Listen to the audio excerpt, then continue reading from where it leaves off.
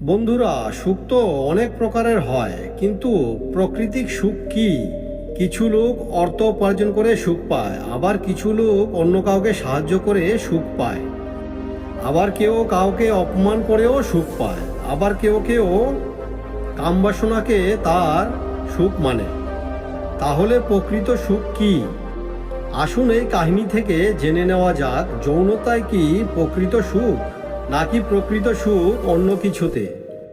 এক সময় এক শেঠ এক শহরে বাস করত, যার কোনো কিছুর অভাব ছিল না। সেই শেঠের একটি যুবক ছেলে ছিল, কিন্তু সেই যুবকটি মনের দিক থেকে খুব চিন্তিত ছিল। তার মনের ভিতর সবসময় চিন্তার প্রলয় চলত। সে যখনই কোনো যুবতী মেয়ে দেখত, তার মনের মধ্যে কামবাসনার ইচ্ছা জাগত এবং সে সেই নারীর প্রতি আকৃষ্ট হয়ে যেত।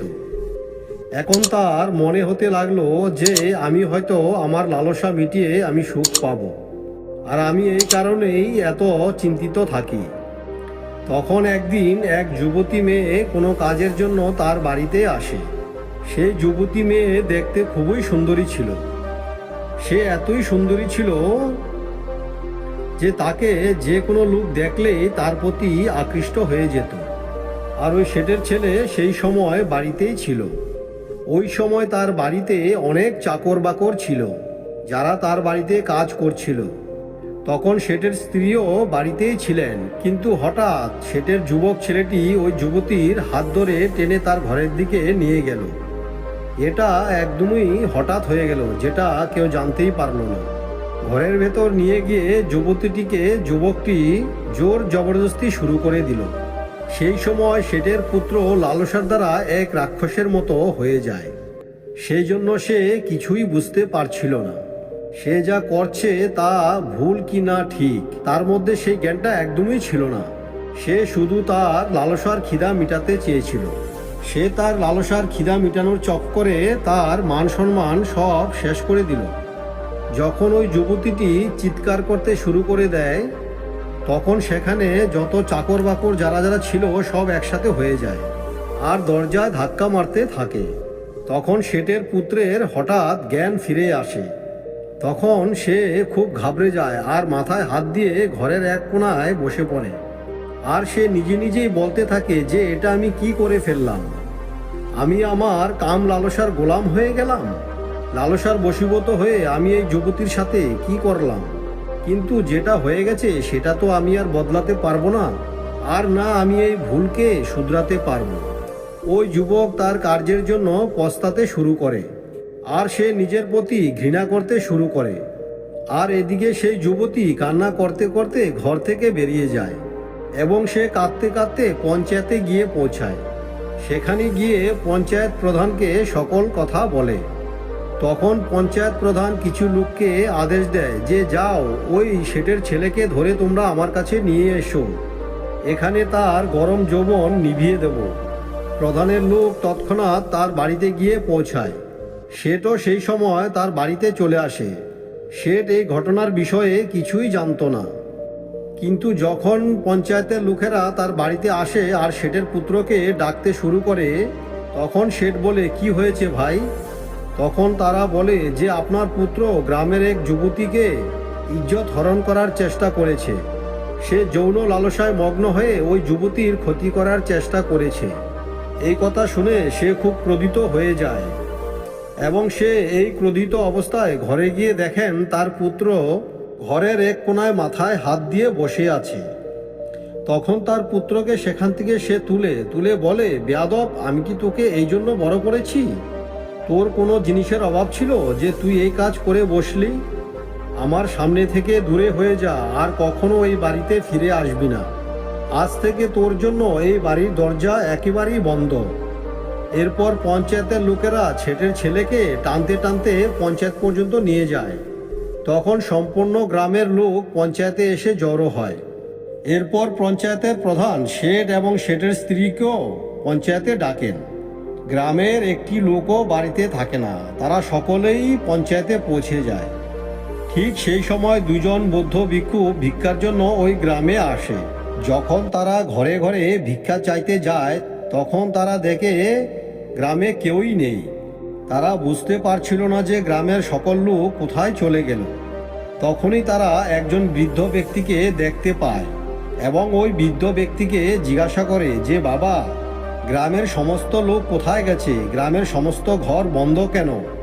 তখন ওই বৃদ্ধ ব্যক্তি ওই ভিক্ষুকদের বলেন, মহারাজ, গ্রামের সকল লোক ওই পঞ্চায়েতে গিয়েছে। তখন বুদ্ধ ভিক্ষুরা জিজ্ঞাসা করে যে, পঞ্চায়েত কোথায় বসেছে? তখন ওই বৃদ্ধ ব্যক্তি বলেন, গ্রামের মাঝে একটা বটগাছ আছে, ওই বট বৃক্ষের নিচে পঞ্চায়েত বসেছে। এই কথা শুনে ওই দুজন ভিক্ষু পঞ্চায়েতের দিকে রওনা হয়। যখন তারা ওই পঞ্চায়েতে পৌঁছায় তখন পঞ্চায়েতের প্রধান বলছিলেন যে, তুমি ঘোর অপরাধ করেছ, তুমি ওই যুবতীর ইজ্জত নষ্ট করার চেষ্টা করেছ। তোমার মতো ছেলের এই গ্রামে থাকার কোনো প্রয়োজন নেই। আজ থেকে তোমাকে এই নগর থেকে বহিষ্কার করে দেওয়া হলো। আর কখনোই তুমি এই নগরে প্রবেশ করতে পারবে না। পঞ্চায়েত প্রধানের কথা শুনে যুবক তার কাছে ক্ষমা চায় আর বলে যে, প্রধান মহাশয়, আমার অনেক বড় ভুল হয়ে গেছে। আমি জেনে শুনে এই কাজ করিনি, আমার অজান্তেই এইসব হয়ে গেছে। আমার লালসা আমার উপরে চেপে বসেছিল আর আমি নিজেকে নিয়ন্ত্রণ করতে পারিনি। মহাশয়, আজকের পর এমন ভুল আর কখনো হবে না। প্রধান মহাশয়, আমাকে মাফ করে দিন। কিন্তু প্রধান মহাশয় তার একটা কথাও শুনে না আর তাকে বলে, হয়তো তুমি গ্রাম থেকে চুপচাপ বেরিয়ে চলে যাও, নইলে তোমাকে ঘাড় ধাক্কা দিয়ে গ্রাম থেকে বের করে দেব। পঞ্চায়েত প্রধানের সাথে সাথে গ্রামের সমস্ত লোক তাকে ধিক্কা দিতে লাগলো। তাকে সবাই ছিছি করতে শুরু করেছে। এই সমস্ত কিছু ওই দুইজন ভিক্ষু দেখছিলেন। তাদের অপমানের পর শেঠের পুত্র একেবারে ভেঙে পড়ে আর সেখান থেকে চলে যায়। যেতে যেতে নগরের বাইরে এক জঙ্গলে গিয়ে পৌঁছায় আর সেখানে গিয়ে সে কান্না করতে শুরু করে আর নিজেকে নিজে দোষ দিতে শুরু করে। তারপর সে নিজেকে নিজে শেষ করে দেওয়ার সিদ্ধান্ত নেয়। তার মাথা বারবার একটি গাছের সাথে ধাক্কা মারতে শুরু করে। ওই শেঠের পুত্রকে দেখে মনে হচ্ছিল সে তার ভুল বুঝতে পেরেছে এবং সে ভুলের প্রায়শ্চিত্ত করার ইচ্ছাও ছিল। তখন ওই দুজন ভিক্ষু ওই যুবকের কাছে পৌঁছায় আর তাকে বলে, কি হলো বন্ধু, তুমি এত চিন্তিত কেন আর নিজেকে এইভাবে কষ্ট কেন দিচ্ছ? তুমি চিন্তা একদমই করো না, তুমি আমাদের সাথে চলো, তোমার সমস্যার সমাধান হয়ে যাবে আর তুমি শান্তিরও অনুভব করতে পারবে। ওই যুবক বৌদ্ধ ভিক্ষুদের কথা শুনে বলে, কিন্তু আমি আপনাদের সাথে কোথায় যাব? তখন ওই বৌদ্ধ ভিক্ষুরা বলে, তুমি আমাদের সাথে আমাদের গুরুদেবের কাছে চলো, তিনি তোমার সকল সমস্যাকে দূর করে দেবে, তোমার সমস্ত চিন্তা থেকে মুক্ত করে দেবে। তখন শেঠের পুত্র এবং ওই দুই ভিক্ষু আশ্রমে গিয়ে পৌঁছায়। আশ্রমে পৌঁছানোর পর ওই দুইজন বৌদ্ধ ভিক্ষু গ্রামে ঘটা সমস্ত ঘটনাকে গুরুদেবকে সমস্ত বিস্তারিত ভেঙে বলে আর বলে, গুরুদেব, এই যুবক নিজেকে নিজেই শাস্তি দিচ্ছিল, সে নিজের জীবন নষ্ট করতে যাচ্ছিল, কৃপা করে আপনি ওর মার্গদর্শন করান। এরপর গুরুদেব ওই যুবককে বলে যে, পুত্র, ভয় পেও না, এখানে এসে আরাম করে বসো।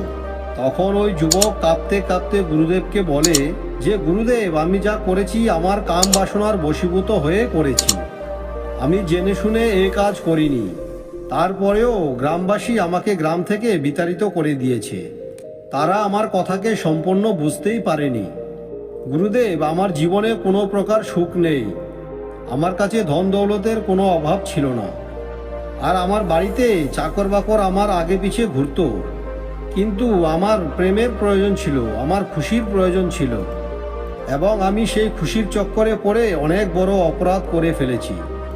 এরপর গুরুদেব ওই যুবককে বলে, তো আচ্ছা, তুমি মনে করছো যে যৌন বিলাসিতা করার পর তোমার সুখ মিলবে। আচ্ছা, তুমি আমাকে এটা বলো যে কাম বাসনা কি সত্যিকারের আনন্দ? তখন ওই যুবক বলে, হ্যাঁ মহারাজ, আমার কিছু বন্ধু বলেছে যৌন বিলাসিতা করার পর সুখ পাওয়া যায়, আনন্দ পাওয়া যায়, আর এই জন্য আমি এই অপরাধ করে ফেলেছি।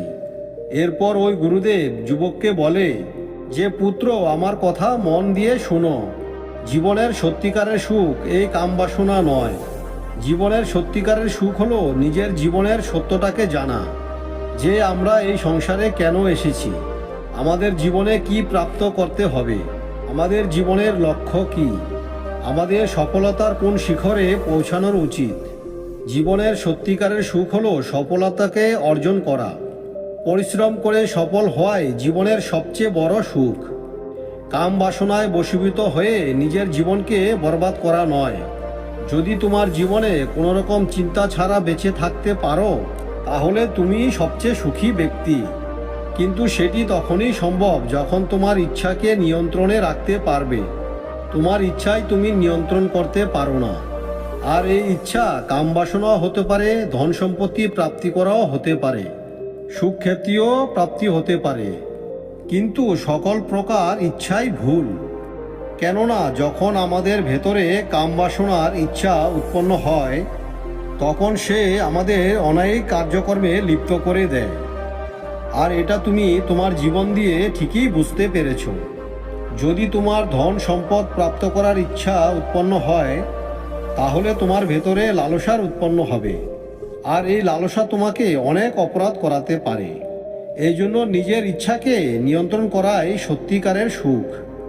প্রত্যেক মানুষেরই সত্যিকারের সুখ এটা, যে সে নিজেকে জানে এই জীবনে সে কেন এসেছে আর তাকে কোথায় যেতে হবে। যদি তুমি ব্যর্থ জিনিসের মধ্যে নিজের সুখ খুঁজো, তাহলে জীবনে তুমি কখনোই সুখী হতে পারবে না। কামবাসনা তো অনেকের সুখ। যদি তুমি এই সুখে সারা জীবনও লিপ্ত থাকো, তাহলে তুমি আসল সুখ প্রাপ্ত করতে পারবে না। এটা তুমি জানো যে এই কামবাসনার সাথে লিপ্ত থাকার কারণে অনেক রাজা মহারাজা তাদের সমস্ত কিছু বাজিতে লাগিয়ে দিয়েছিল, তাদের রাজ্য সব বরবাদ করে দিয়েছিল, তাদের সমস্ত ধন সম্পদ চলে যায়। অনেক শেঠ আছে যাদের অনেক ধন সম্পত্তি ছিল, তারাও এই কামবাসনাতে বশীভূত হয়ে কাঙ্গাল হয়ে পড়ে। কারণ এই কামবাসনা মানুষকে মাটির সাথে মিশিয়ে দেয়। এটি মানুষকে সবসময় নিজের দিকে আকর্ষিত করে। যখন কামবাসনায় মানুষ বশীভূত হয়ে যায়, তখন তাকে অন্য কাজ করতে দেয় না। যখন এই বাসনা মানুষের ওপর চেপে বসে, তখন তার ভালো মন্দ ঠিক ভুল বিচারের শক্তি হারিয়ে যায়। আর যে ব্যক্তি কামবাসনার মধ্যে ডুবে যায়, সে কখনোই তার লক্ষ্যকে প্রাপ্ত করতে পারে না। কেননা যখনই তার লক্ষ্যের দিকে যাওয়ার চেষ্টা করবে, তখন তার মন, তার চিন্তা তাকে এগোতে দেবে না, তাকে টেনে পাকের মধ্যে ফেলে দেবে, যে পাকের মধ্যে এসে সর্বদাই ফেঁসে থাকবে। হে পুত্র, কারণ তোমার মনই এই কামবাসনার দিকে তোমাকে আকর্ষিত করে। তুমি তোমার মনের কথা শোনো না। যদি তুমি তোমার মনের কথা শুনতে থাকো, তাহলে সে তোমাকে লুটে খাবে, তোমার শরীরকে বরবাদ করে দেবে, তোমার কাছে আর কিছুই বেঁচে থাকবে না। এরপর গুরুদেব বলে যে পুত্র, এই কামবাসনা আমাদের শরীরে দুই প্রকারে প্রবেশ করে। এক তোমার চিন্তার মাধ্যমে, দুই তোমার শরীরের চাহিদা রূপে। যখন তোমার মনে কামবাসনার চিন্তা উৎপন্ন হয়, তখন তোমার শরীর কামবাসনাকে প্রাপ্ত করার ইচ্ছা প্রকাশ করে, অথবা তোমার শরীরে এই কামবাসনার তরঙ্গ উৎপন্ন হয়, তখন তোমার মনেও কামবাসনারই চিন্তা আসে। অতএব তোমার মন আর শরীর একে অপরের প্রতি যুক্ত হয়ে থাকে। কিন্তু যদি তুমি তোমার মনকে নিয়ন্ত্রণ করতে পারো, তাহলে তোমার শরীর নিজে নিজেই নিয়ন্ত্রণে চলে আসবে। এই কামবাসনা প্রত্যেকটি মানুষের ভিতরেই থাকে, কারণ এটি প্রকৃতির দেওয়া একটি জিনিস। আমরা এর থেকে কেউ বাঁচতে পারি না, কিন্তু আমরা একে নিয়ন্ত্রণ করতে পারি। যখন তোমার মনে কামবাসনার চিন্তা উৎপন্ন হবে, তখন তুমি নিজেকে জাগ্রত করো। যেমন আমরা যদি কোনো সমুদ্রে স্নান করতে যাই, তখন যদি ওই সমুদ্রে হঠাৎ তরঙ্গ ওঠে, তাহলে কি ওই সমুদ্রে তুমি ঝাঁপ দেবে? দেবে না তো, না? তুমি অপেক্ষা করে ওই তরঙ্গকে দেখতে থাকবে, আর ওই তরঙ্গটি শান্ত হওয়ার অপেক্ষা করবে। আর কিছু সময় পর ওই তরঙ্গ শান্ত হয়ে যাবে, সব কিছু আগের মতো হয়ে যাবে। আর এটাই আমাদের মনের ভেতরেও হয়ে থাকে। আমাদের মনেও কামবাসনার বিচার উৎপন্ন হয়, কিন্তু আমরা যখন তাকে দেখতে থাকি, কোনো প্রতিক্রিয়া না দিয়ে থাকি, তাহলে কিছু সময় পরে সে নিজে নিজেই শান্ত হয়ে যাবে। কিন্তু যদি তুমি সেই সময় তরঙ্গকে না দেখো আর সেই তরঙ্গের মধ্যে ঝাঁপ দিয়ে দাও, তাহলে তোমার জীবন তোমার শক্তিকে বরবাদ করে দেবে, নষ্ট করে দেবে। মনে করো তোমার বাড়িতে না বলে কোনো আত্মীয় এসেছে, তখন তুমি যদি তাকে গুরুত্ব না দাও তাহলে কি তোমার আত্মীয় তোমার বাড়িতে থাকবে? থাকবে না, কিছুক্ষণ থেকে সে চলে যাবে। কারণ কোনো জিনিসকে আমরা যদি গুরুত্ব না দেই তাহলে সেটি আমাদের জীবন থেকে নিজে নিজেই চলে যাবে। এটা তুমি সম্পর্কের সাথেও দেখতে পারো অথবা তোমার চিন্তাধারার সাথেও দেখতে পারো। ঠিক এভাবেই কোনো কিছু না বলেই কামবাসনাও আমাদের মনের মধ্যে এসে যায়। তাহলে তাকে গুরুত্ব দিও না, তুমি শুধু দেখে থাকো সে তোমার মধ্যে কতক্ষণ টিকে থাকতে পারে। কিছু সময় পর সে অবশ্যই চলে যাবে। এরপর ওই গুরুদেব ওই ব্যক্তিকে বলে যে এই কামবাসনা থেকে মুক্তি হওয়ার জন্য তোমাকে একটা লক্ষ্য নির্ধারণ করতে হবে। কেননা তোমার জীবনে যতক্ষণ কোনো লক্ষ্য না থাকবে ততক্ষণ তুমি এই কামবাসনার মাঝখানে পড়ে থাকবে। যেদিন তোমার লক্ষ্যকে নির্ধারণ করে ফেলবে সেদিন থেকে তুমি এই কামবাসনা থেকে মুক্ত হয়ে যাবে এবং তোমার জীবনে আনন্দ ফিরে আসবে। তোমার কাছে যতই ধন দৌলত থাকুক না কেন, যতক্ষণ না তুমি নিজে উপার্জন করবে ততক্ষণ তোমার কোনো আনন্দ উৎপন্ন হবে না। কারণ সহজে প্রাপ্ত জিনিসের কোনো কদর থাকে না, কারণ তার মধ্যে তোমার পরিশ্রম থাকে না। এই জন্য সবার প্রথমে তুমি তোমার লক্ষ্যকে নির্ধারণ করো আর তাকে পাওয়ার জন্য আপ্রাণ চেষ্টা করো। তখন দেখবে এই কামবাসনা রূপে রাক্ষস তোমার উপর ভর করতে পারবে না। কারণ কামবাসনা আমাদের মনের মধ্যে তখনই আসে যখন আমরা কর্মহীন থাকি, আর যখন আমরা কোনো কর্মে লিপ্ত থাকব তখন আমরা এই কামবাসনাকে আমাদের কাছ থেকে দূরে রাখতে পারবো। দ্বিতীয় কাজ তোমাকে যেটা করতে হবে, তোমার মনকে সর্বদা শুদ্ধ রাখতে হবে। কেননা যখন তুমি তোমার মনের ভেতর খারাপ চিন্তা প্রবেশ করতে দেবে ততক্ষণ তুমি তোমার আত্মজ্ঞান প্রাপ্ত করতে পারবে না। এই জন্য তোমার মনকে প্রথমে শুদ্ধ রাখতে হবে, তাকে খালি করতে হবে, ফালতু চিন্তা থেকে তাকে মুক্ত করতে হবে। আর এই ফালতু চিন্তাকে তোমার মাথা থেকে সরিয়ে ভালো চিন্তা তোমার মাথায় প্রবেশ করাতে হবে। কেননা যেমন তোমার চিন্তা হবে তেমনই তোমার জীবন হবে। এই জন্য তোমার ভেতরের খারাপ চিন্তাকে বের করে দাও আর ভালো চিন্তাকে প্রবেশ করতে দাও। এর সাথে তোমার ইন্দ্রিয় ক্রিয়াকেও নিয়ন্ত্রণে রাখতে হবে। কেননা আমরা যত কর্মই করি সমস্ত কর্মই এই ইন্দ্রিয় দ্বারা সঞ্চালিত হয়। যাদের ইন্দ্রিয় তাদের বশে থাকে এই পুরো সংসার তাদের বশে থাকে। যদি আমাদের ইন্দ্রিয় থেকে নিয়ন্ত্রণ সরে যায় তাহলে আমাদের জীবনটাও নরকে পরিণত হয়ে যাবে। আমরা কি করি, আমরা কি বলি, আমরা কি খাই, আমরা কিভাবে শুই, কখন আমরা উঠি, কখন আমরা জাগি, কিভাবে আমরা কথা বলি, এই সমস্ত কিছু নিয়ন্ত্রণ করে আমাদের ইন্দ্রিয়। তোমার মনে কামবাসনার উৎপন্ন হয় এই ইন্দ্রিয়র জন্যই। কারণ এই ইন্দ্রিয় তোমাকে তোমার সুখের অনুভব করায়। তোমার যখন কোনো কিছুর ইচ্ছা মনে উৎপন্ন হবে তখন তুমি আগে তোমার ইন্দ্রিয়কে নিয়ন্ত্রণে রাখো। বড় বড় মুনি ঋষিরা তাদের ইন্দ্রিয়কে নিয়ন্ত্রণ করে অতি ঠান্ডাতেও তারা বিনা বস্ত্রে থাকতে পারে। অনেক বছর পর্যন্ত তারা বিনা আহারে থাকতে পারে। সে তার ইচ্ছার দমন তার ইন্দ্রিয়র মাধ্যমে করে থাকে। আমরা আমাদের ইন্দ্রিয়কে নিয়ন্ত্রণ করে তার দ্বারা সব কিছু করাতে পারি। তাহলে এই কামবাসনা কী জিনিস? কিন্তু যখনই আমাদের ইন্দ্রিয়কে নিয়ন্ত্রণ আমরা করতে পারি না তখন ইন্দ্রিয় আমাদেরকে নিয়ন্ত্রণ করে আর আমাদেরকে বিভিন্ন প্রকারের স্বপ্ন দেখাতে থাকে। আমাদের মনে তখন বিভিন্ন প্রকারের ইচ্ছা উৎপন্ন হতে থাকে। আমাদের ভেতরে সব কিছু থাকার সত্ত্বেও সে অনেক ইচ্ছার উৎপন্ন করতে থাকবে যে আমরা আরও চাই। আর তখন আমাদের এই ইচ্ছার সমাপ্ত হবে না। ইচ্ছা তো রাবণেরও পুরা হয়নি, সে এত বলবান ছিল, এত শক্তিশালী ছিল, কিন্তু মরার সময় তার ইচ্ছা রয়েই যায়। তাহলে তুমি আর আমি তো মনুষ্য, আমাদের ইচ্ছা কি করে পূরণ হবে? আর যে ব্যক্তি তার ইচ্ছাকে পূরণ করার মধ্যে লেগে থাকে সে তার জীবনের সত্যটাকে কখনোই অনুসন্ধান করতে পারে না। সে কখনোই এটা জানতে পারে না যে সে কেন এই সংসারে এসেছে আর তার পরম লক্ষ্য কি। আমরা যখন এই সংসার থেকে চলে যাব তখন আমরা সঙ্গে কিছুই নিয়ে যাব না। তাহলে কেন আমরা এই ধন দৌলত উপার্জন করার জন্য দৌড়াতে থাকি? আমাদের নিজের ইচ্ছাকে নিয়ন্ত্রণ করার দরকার।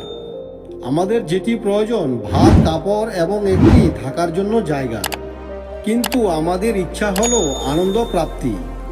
এই জন্য নিজের প্রয়োজনটাকে পূর্ণ করো, নিজের ইচ্ছাগুলিকে নয়। কামবাসনা আমাদের প্রয়োজন, কিন্তু ইচ্ছা নয়। কিন্তু মানুষ এই ইচ্ছাকে প্রয়োজন বানিয়ে ফেলেছে, আর দিনভর এই ইচ্ছাতেই মানুষ লিপ্ত হয়ে থাকে। কিন্তু ঈশ্বর এটিকে শুধুমাত্র সন্তান উৎপন্ন করার জন্য দিয়ে থাকেন। সন্তান উৎপন্ন আমাদের প্রয়োজন, কিন্তু এতে লিপ্ত থাকা এটা আমাদের ইচ্ছা। সেই জন্য নিজের প্রয়োজনটাকে পূর্ণ করো, ইচ্ছাকে নয়। তারপর গুরুদেব ওই যুবককে বলে যে পুত্র, নিজের চরিত্র নির্মাণ করার উপর ধ্যান দাও। কেননা যেমন ধরনের তোমার চরিত্র হবে, সেই ধরনের তোমার ব্যবহার হবে। এই জন্য সর্বদা এমন লোকের সাথে থাকো যাদের চরিত্র ভালো, যাদের চিন্তা ভাবনা বড়, যে জীবনে কিছু প্রাপ্ত করতে চায়। কেননা এইসব ব্যক্তিরাই তোমাকে আগে যাওয়ার জন্য অনুপ্রাণিত করবে। কিন্তু যদি তুমি চরিত্রহীন লোকেদের সাথে থাকো, তাহলে সেও তোমাকে নিজের মতো বানিয়ে নেবে। কেননা আমরা যেমন দেখি, আমরা যেমন শুনি, তেমনটাই আমরা নিজেরাও করে থাকি। তারপর ওই গুরুদেব ওই যুবককে বলে, কখনো নিজের ওপর অহংকার করো না। যখন তুমি সফলতা পেয়ে যাবে, তখন তুমি অন্যদের অনুপ্রাণিত করো। ছোট ছোট জিতকে আমন্ত্রিত করো, কেননা ছোট ছোট জিত তোমাকে অনেক বড় সফলতায় নিয়ে যেতে সাহায্য করবে। এরপর গুরুদেব শেষ কথাটি বলে যে পুত্র, যখন তোমার মনে কাম বাসনার উৎপন্ন হবে, তখন তুমি তোমার চোখ বন্ধ করো আর জোরে জোরে গভীরভাবে লম্বা লম্বা শ্বাস নাও। এমনটি করলে কামবাসনার যে রাক্ষস, সে কিছু সময়ের মধ্যে সমাপ্ত হয়ে যাবে আর তুমি নিজের জায়গায় ফিরে আসতে পারবে।